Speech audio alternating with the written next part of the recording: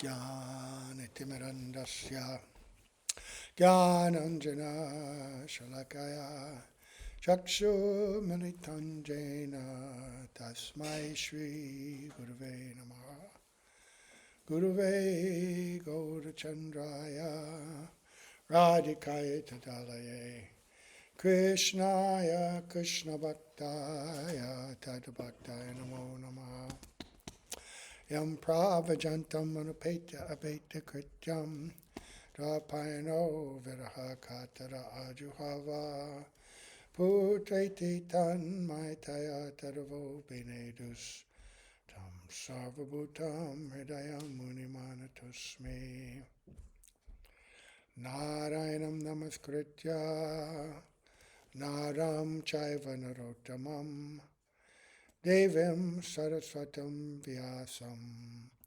Tato Jayamudirayat Bhaktya Vina Parara Lakshai Kiptashta Kamari Tarangamadye Kripa Mai Tvam Sharanam Prapanna Vrinde Namaste Charanara Vindam Tave Vasmi Na Jivami Tvaya Vina Iti Vikyaya Radhe Tvam Nayanam Charanandike Vancha Kopatirubhascha Kripa Sindhubhya Evacha Patitanam Pavanebhyo Vaishnavebhyo Namo Namaha. Okay, so we are going to begin by first offering our most humble obeisance unto the lotus feet of our beloved gurus, unto Sri Guru Pada Padmanitya Bhavishta Om Vishnu Pad Asto Terasata Sri Srimad Bhaktivedanta Swami Raj Srila Prabhupada, and unto Sri Guru Pada Padmanitya Bhavishta Om Vishnupad Asta Tarasat Sri Srimad Bhaktivedanta Narayan Goswami Raj, and unto our exalted Rupanuga Guru Varga, all the assembled Vaishnavas and Vaishnavis. So yesterday we heard about Sri Jayadev Goswami. So today we are back to the Chaitanya Bhagavat, Madhyakanda, and we left off at verse 263 of chapter 12, where Jagai and Madhai are offering prayers, and now they're going to speak about the comparison of the deliverance of them and the deliverance of Ajamil. The Ajamil story is very famous and very important in that sixth canto. So much authoritative statements and understanding of the nature of the power of the holy name, how it works, how it acts. And so some of that is going to come up in here. So they had said even the glories of delivering Ajamil have been minimized by delivering us. We are not flattering you, we are speaking the truth. Ajamil was actually fit for liberation, right?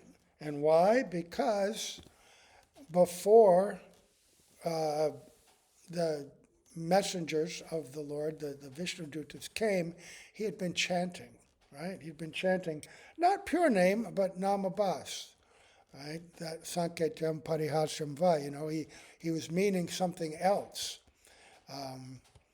Shobham Helanam Evava, 4 kinds of ways in which one can chant Namabas.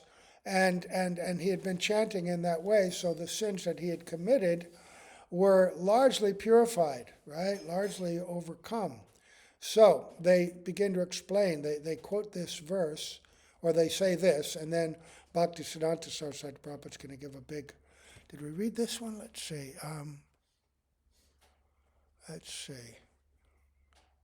Anyway, Kokti Brahmavati Jadi Tava Namaloy Sadhya Moksha Padatara Vede Satyakoy. It is stated in the Vedas that a person who has killed millions of brahmanas immediately attains liberation if he chants your name.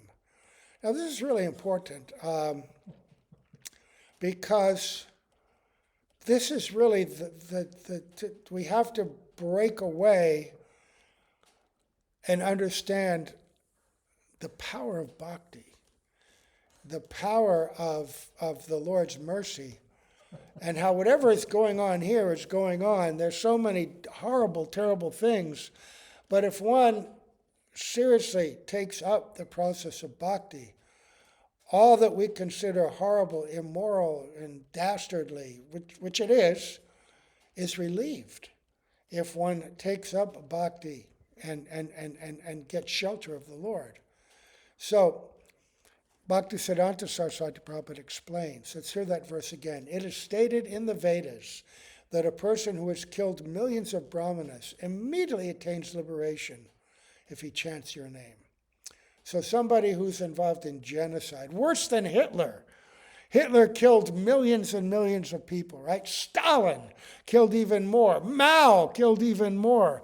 The Muslim invaders in India killed even more.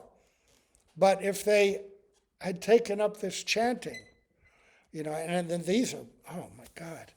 So he says in the Srimad Bhagavatam, 13th chapter, I think we read this. Let's see. Well, maybe I read it. Yeah, I did. Yeah, it's pretty long purport. I guess I'll sometimes read in advance and think, oh, we read it, but I only read it. Okay. 13th chapter, 8th verse, 6th canto. Brahmaha pratirha go gno, matir hacharya haghavan, svata pulka shakovapi, sudyaran yasya kirtanat. One who has killed a brahmana, one who has killed a cow, or one who has killed his father, mother, or spiritual master can be immediately freed from all sinful reactions simply by chanting the holy name of Lord Narayan. Other sinful persons, such as dog-eaters and chandalas, who are less than Shudras, can also be freed in this way.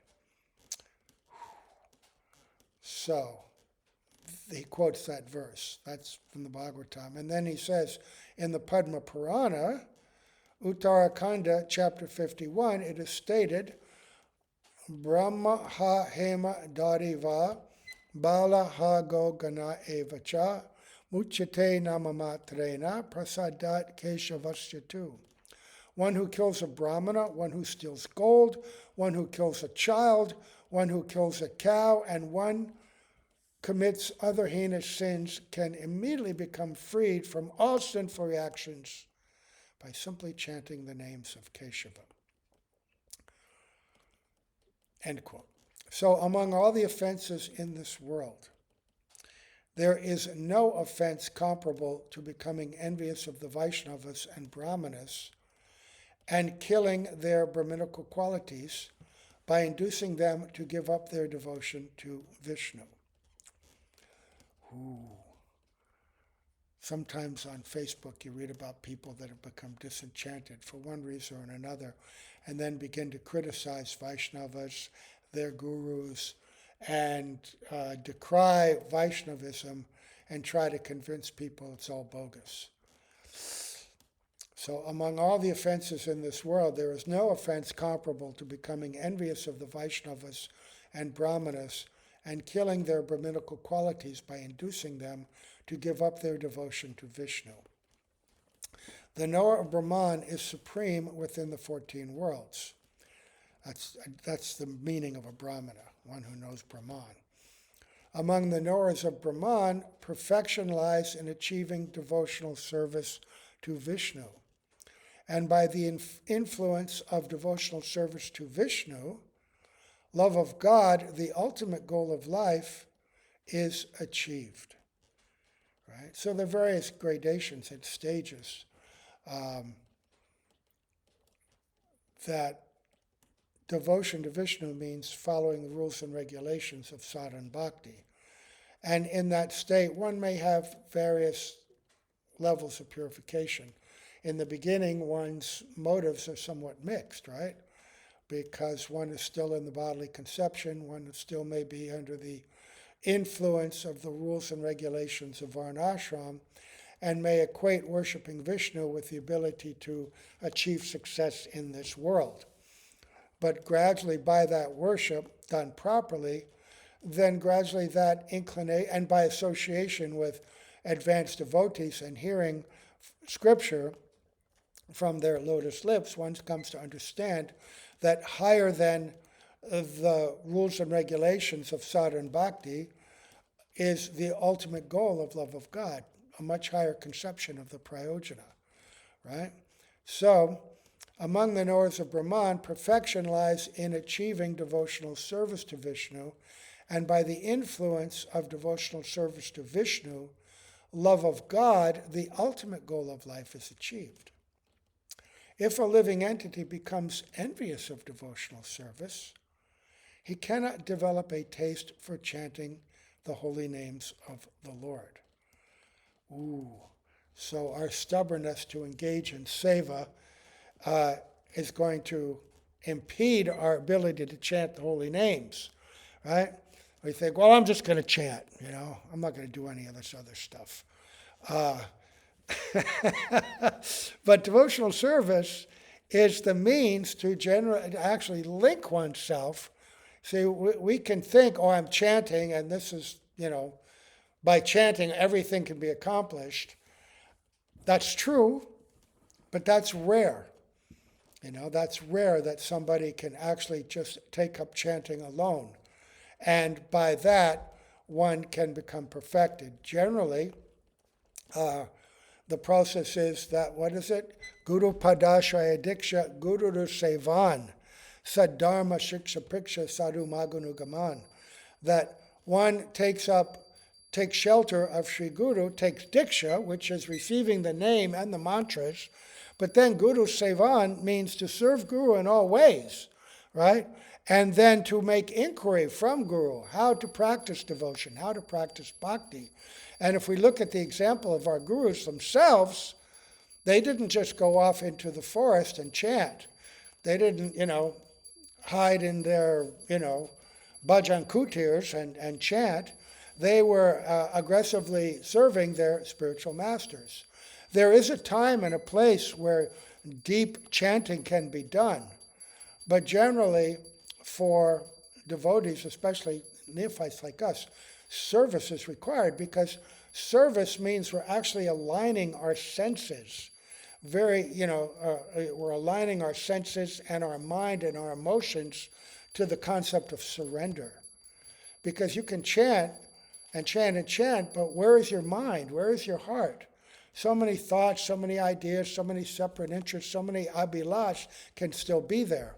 But if you're engaging in service to Sri Guru, you are directly aligned with the desire of Sri Guru. You are putting that this is actual submission and surrender. So, in the traditions of the Gaudiya Math, from the time of Bhaktisiddhanta Saraswati Prabhupada, our Srila Prabhupada, and all others who followed in that line, service is very important, right? Chanting is also very important. Don't think I'm saying don't chant. Srila Prabhupada wanted his disciples in the beginning. He said, there's in the memoirs of Mukunda, he describes this, Mukunda Goswami, that initially Srila Prabhupada asked him to chant 64 rounds and others, and they said impossible. So he said, okay, 32. No, all right, at least 16. But he also sent us out on Harinam every day for hours and hours, which is also chanting the holy name. And it's also very, very powerful. Prahlad Maharaj says that Sankirtan, collective group chanting, is 100 times more powerful than chanting individually or alone, right? So, and Srila Prabhupada had us working very hard, right? But that surrender captured his appreciation, and he protected us by that, So, if a living entity becomes envious of devotional service, he cannot develop a taste for chanting the holy names of the Lord. You have to do seva also. This is Bhaktisiddhanta Saraswati Prabhupada, right? Submit yourself to Guru. You don't just go off on your own and chant. We get the holy name by the grace of Sri Guru. Nam Guru, right? So then we have to surrender and serve that personality. This is, then attachment for accepting a path. If a living entity becomes envious of devotional service, he cannot develop a taste for chanting the holy names of the Lord. Then attachment for accepting a path other than devotional service is seen. Yeah, you stray, you become attracted to something else because you're chanting, but where's your mind? Where is your heart? And your separate interest, your own self-interest, becomes prominent. This is Brahma Vada, or killing of a Brahmana. But even after engaging in this kind of Brahma Vad, if by the mercy of a devotee, the living entity awakens a propensity for chanting the holy names, he becomes freed from the offense of killing millions of Brahmanas and realizes that the Lord and his name are non-different. At that time, the avidvadruti of the living entity's words is checked. Krishna's name is Krishna. And until the words that are separated from Krishna manifest through vidvadruti, the living entities invite inauspiciousness due to imagining such differences. In this way, the living entity attains aversion to Krishna and becomes busy awarding different meanings to words. The philosophy of Achintya Bhed Abhed removes the difference between avidvadruti and the vidvadruti of words and destroys the dualities in the conceivable world of material enjoyment. So a couple of things here. When they talk about the holy name, that quality of chanting that removes that sin, he mentions here that when one is chanting and when one realizes the non-difference between the Lord and his name, when does that take place? That takes place in Madhyam, in the advanced stages of Madhyam. In the beginning of Madhyam, in Ruchi, one is awakening Shuddhanam, right? And as one's Shuddhanam increases, then one at first is developing a taste for the chanting of the holy name, for the names themselves, and for all the different limbs of bhakti. It becomes transformed. It becomes much more relishable. But when one advances further by that chanting, one comes to asakti. And in that stage, that's called deep attachment, where one awakens attachment for the object of bhajan. Ruchi is purified bhajan, and attachment to that. Asakti is attachment to the object of bhajan. In other words, realization that the name and Krishna are non-different. And that level of purification is much deeper and much greater, right? And then he says this, at that time, the avidvadruti of the living entity's words. What does that mean? There's two words he used, vidvadruti and avidvadruti. So vidvadruti means understanding something with realization, transcendental realization, understanding the meaning of something through transcendental realization.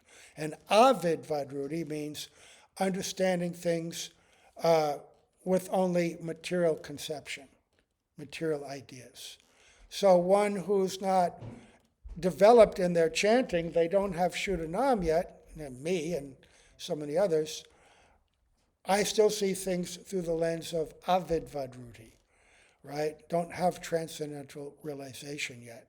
So at that time, we always have to be under guidance, careful guidance and submission to the authority of Sri Guru, who will explain things properly to us so we don't fall victim just to mental speculation and explain everything in mundane ways, which is against the conclusions of Scripture according to transcendental personalities, right? That's why Bhakti rests on three legs: Guru, Shastra, and Sadhu, right? So that's that verse. Guru Padashraya, Diksha, Guru to Sevan. That's, Guru and our relationship. Sad Dharma Shiksha Priksha, studying and inquiring about the scripture, right? And then Sadhu Maganugaman, following and studying the example of great sadhus and previous acharyas, right? So what is he talking about? Then, when you get transcendental realization, then nothing is separate from Krishna. Even in this material world, everything you see in connection with him. And even everything takes meaning only in relationship to Krishna. This is exemplified in Mahaprabhu's pastime, where formerly he showed himself as a great scholar, and externally he appeared only interested in logic, argument, right, word jugglery, right. Internally he was experiencing things very different. But once he took up and manifested his devotional sentiments, then those students who were coming to him, he showed them that everything he had been teaching them before, all the rules of grammar, all the meanings, all the verbal roots and everything, all in relation to Krishna. Everything could be seen in relation to Krishna. And he taught grammar on that basis. Later, Jiva Goswami wrote a book of grammar based on that concept, where everything, every structure, every sentence structure, every aspect of grammar and word meaning all relates to Krishna, right? Vidvadruti. So this is a Chintabheda Beda Tat for removing the difference between avidvadruti and vidvadruti of words, and destroys the dualities in the conceivable world of material enjoyment. So it is stated in the Vedas that a person who has killed millions of brahmanas immediately attains liberation if he chants your name. In other words, Shuddhanam, right? If you're chanting on that level, that quality of sin, even the offenses to pure devotees will gradually be purified by that as well. Those cannot be purified by ordinary chanting or by namabhas.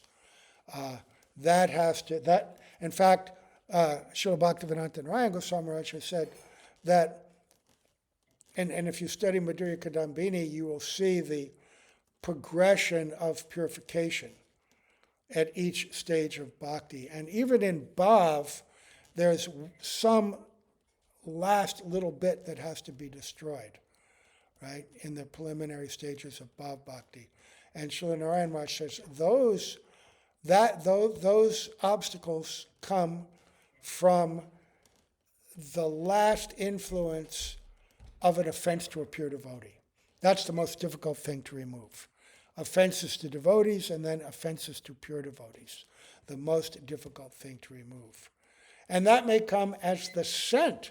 It won't manifest itself necessarily like our attractions and our obstacles, where we have gross desires and gross tastes. It may come in the mind as a thought, as a whimsical wish or idea.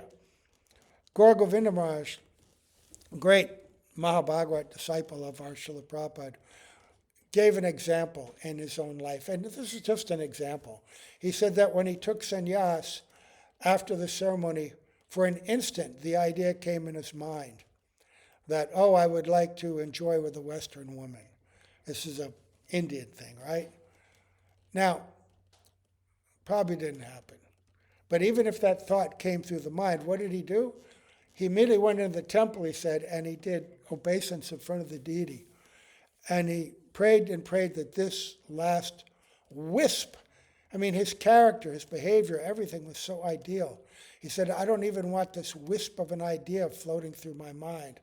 And he was praying to the deity, and he said, I won't leave until this is destroyed. And he stayed there for hours in deep prayer until he was assured that this would never happen again. He didn't even want a thought for a moment, for a second, for a fraction of a second to come through his mind and disturb him. That's how fixed he was, right? And he went through that process. So until we come to absolute realization of our internal identity, our siddha deha, and are absorbed in internal service all the time and seeing everything according to Vidvad Ruti, there's always some conflict there, right? So, now, Hena nama ajamil kaila ucharan, teni chittanahi ajamilera mochan. Such a name was vibrated by Ajamil, so his deliverance was not very wonderful. Purport. Ajamil was engaged in various sinful activities. He became freed from them by the influence of chanting the Lord's holy name. Sinful activities, such as killing brahmanas, are not destroyed by chanting the transcendental names in the misconceptions that arise in ordinary thought by considering the transcendental names as mundane sound vibration. But those who are acquainted with knowledge of Sambandha, Abhideya, and Prayojana can certainly understand that it is not at all wonderful for Ajamil to attain liberation as a result of chanting the transcendental holy names. Ajamil actually went through 2 stages. The first stage was that he was being pulled out of his body by the Yamadutas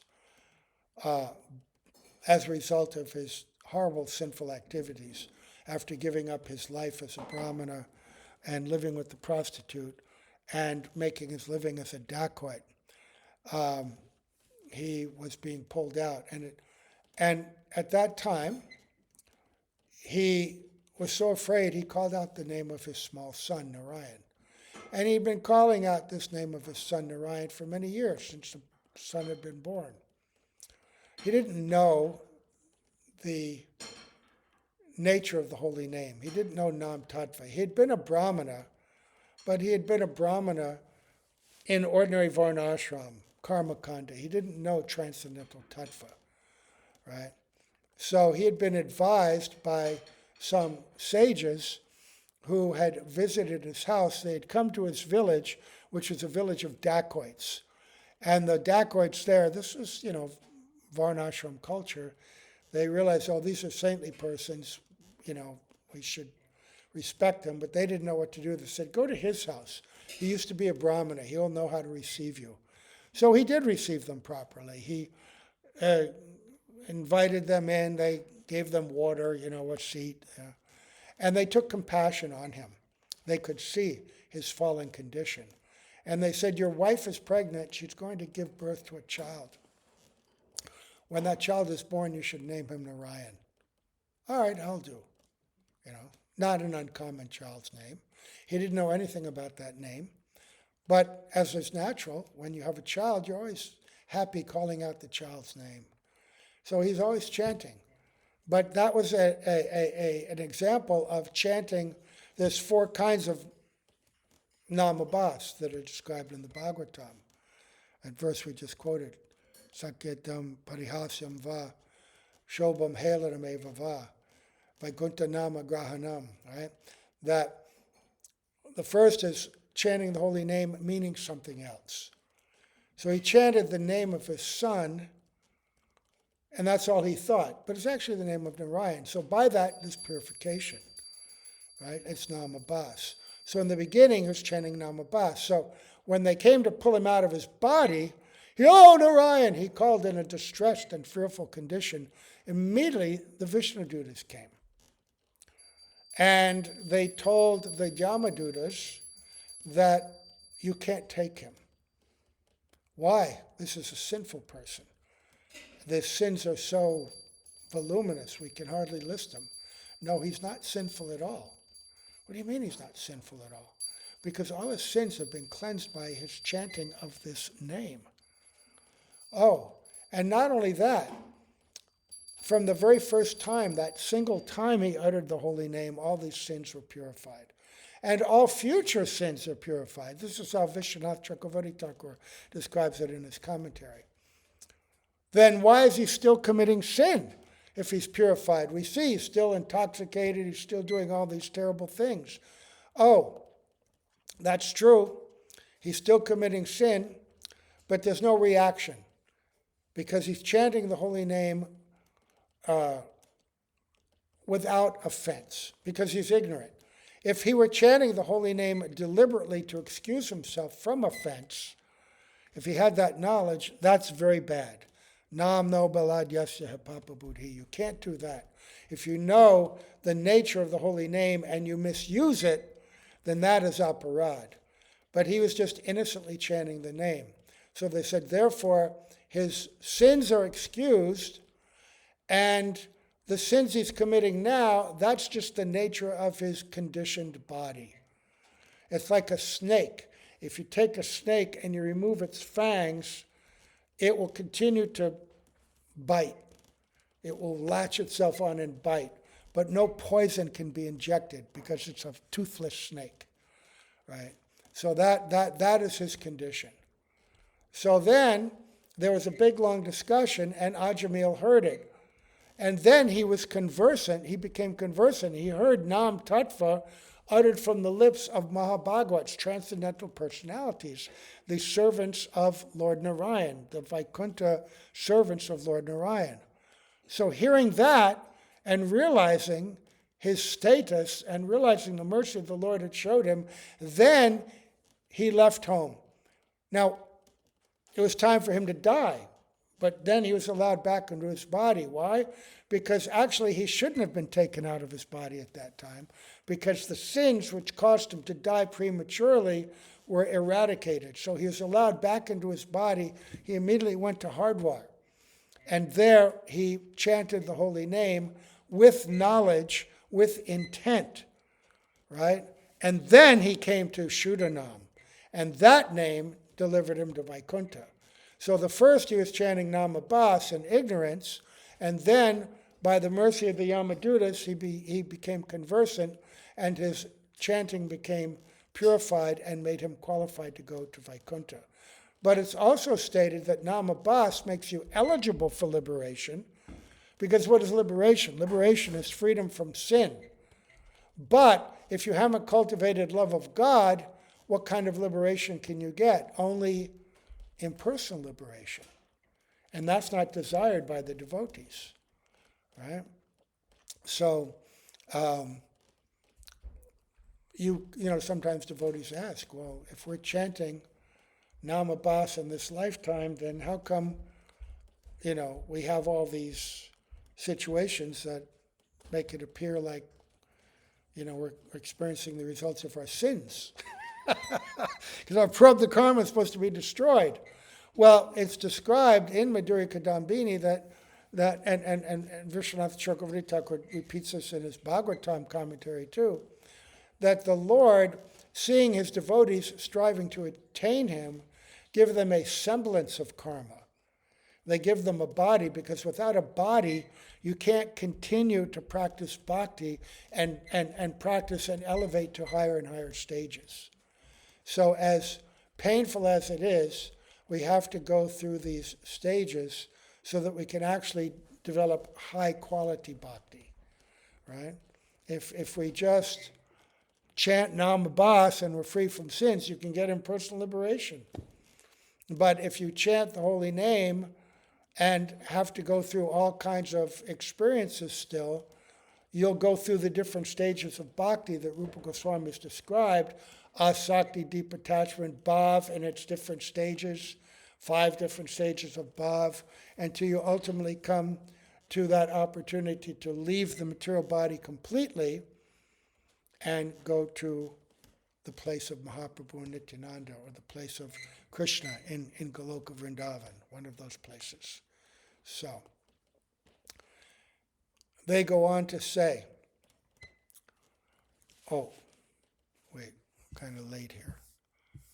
We'll read one more here. Veda Satya Sapite Tomara Avatar Mityahoya Veda Tabe Na Kaile Udar. You incarnate to establish the truth of the Vedas. If you do not deliver the living entities, then the words of the Vedas become false. Purport. He paraphrases them. We are sinful living entities. The topics of our deliverance by the chanting of the transcendental holy names are described in the Vedic literatures. You incarnate to establish this truth. If you do not deliver us, then Buddhist, Jain, and other communities opposed to the Vedas will think that the knowledge of Sambandha, Abhideya, and Prayojan is false. Next verse. Yet we have harmed the body of your associate, and still you have delivered both of us. Purport. Again, paraphrasing, speaking in their words. The conception of the mental speculators who are opposed to the Vedas is to predominantly depend on the fruits of their worldly fruitive activities. We attacked you due to our miscreant nature. Therefore, you should have naturally awarded appropriate punishment to us. But on the contrary, you have delivered us. This transcendental knowledge is the purport of the Vedas. Next verse. O Lord, now just see how much difference there is between you and us too. Purport. If one carefully considers the two, our attack and your mercy, one will understand how many millions of miles difference there is between you and us.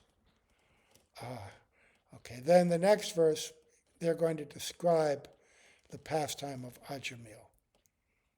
They're going to say, on hearing the name Narayan from the mouth of Ajamil, 4 Mahajans came and appeared before him. So that's going to be described. And Saraswati Prabhupada explains, the moment Ajamil uttered the name Narayan, 4 Vishnu Dutas came before him. Ajamil saw that. Amideki lama toma rakta pariyange sango panga astra parishada sabasange. We saw you along with your associates, servants, weapons, and confidential companions after we drew blood from Nityananda. So Ajamil saw 4 Mahajans. They saw Mahaprabhu and associates, servants, weapons, and confidential companions. Purport. Out of envy, we attacked your anga or limb and drew blood. As a result, we were able to see your anga, upanga, astra, and parishad. The word anga refers to Nityananda and Advaita. Anga, limb, because they are Vishnu Tattva. Right? The word upanga refers to the devotees headed by Shrivas, right? Like Jiva Tattva, right? The word astra refers to the name of Hari, because that's his weapon in the Kali Yuga. Sangha, how does that go? By the time I read this, I'll get it. And Parishad refers to Gadadhar, Damodar, Sarup, and others. That means his Shakti, his energy, right? Sango Pangastra Parshadam, right? Krishna Varnam Trisha Krishnam Sango, what did I just say? Sango Parashada, Sango Parshada, oh God. The brain, boy. I'm getting worse than you, Vrindavan. You always complain about your brain going. Just quoted the verse and it flew out of my head. This is my sinful reaction. By another consideration, anga refers to Krishna's supreme attractiveness. The word upanga refers to ornaments. The specialty of Mahabhav is the astra and the constant companions of the parishads. Krishna Varnam Trisha Krishnam Sango Pangastra Parshadam. Jagnai Sankirtana Prayar Yajanti Hi Sumeda Saha.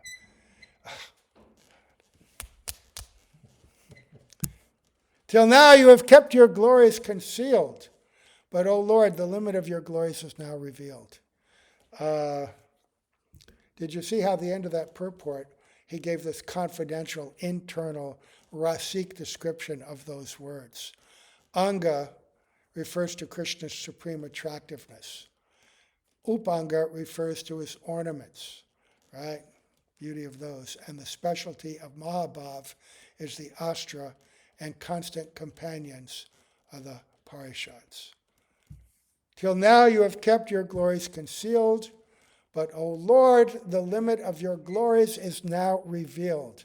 Now the Vedas have become most authoritative, and now Lord Ananta will proudly sing your glories.